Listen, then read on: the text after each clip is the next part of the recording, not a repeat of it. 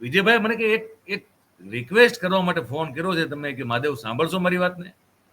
અચ્છા, ગાડી મારી હતી એમાં બ્લુટૂથ ઉપર ઓન હતું, એટલે મારો ભાઈએ સાંભળ્યા. એટલે મેં સાહેબ 1 મિનિટ હું જરાક બ્લુટૂથ ઉપર શું પેલું ઓફ કરી દઉં, કારણ કે મારી તમારી વાતચીત છે, મારી તમારી હોવી જોઈએ, એ થર્ડ પાર્ટીને સાંભળવાની જરૂર નથી. એટલે મેં ફોન પેલો પછી બ્લુટૂથ ઉપરથી સાદો ફોન કરીને કાન ઉપર લીધો, ગાડી સાઈડમાં ઊભી રાખી. બધું બોલો સાહેબ. એ કે કાલે સવારે ઘીના ઠામમાં બધું ઘી પડી જશે, ભલામણા તમે હવે લખવાનું બંધ કરો, તમે તો લોહી પી ગયા. આવી તો વાત કરે છે માણસ. એટલે મેં એમને ઘીના ઠામમાં ઘી પડશે એટલે શું? અરે મને કે નીતિનભાઈ માગે છે બધું આપણે આપી દઈએ છીએ. કે છોડો ને, આપણે આ બધું ક્યાં ઝઘડાઓ કરવાના.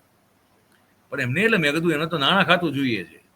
તો કે પણ હા આપી દઈએ નાણાં ખાતું, પણ બધું શહેરી વિકાસ ના, કે એ નહીં મળે. પણ નાણાં ખાતા સાથે સન્માન આપણે પાછું આપી દઈશું. મેં જો સાહેબ, હું અત્યારે ઓફિસ થી નીકળું છું નીતિનભાઈના ઘરે જવા માટે.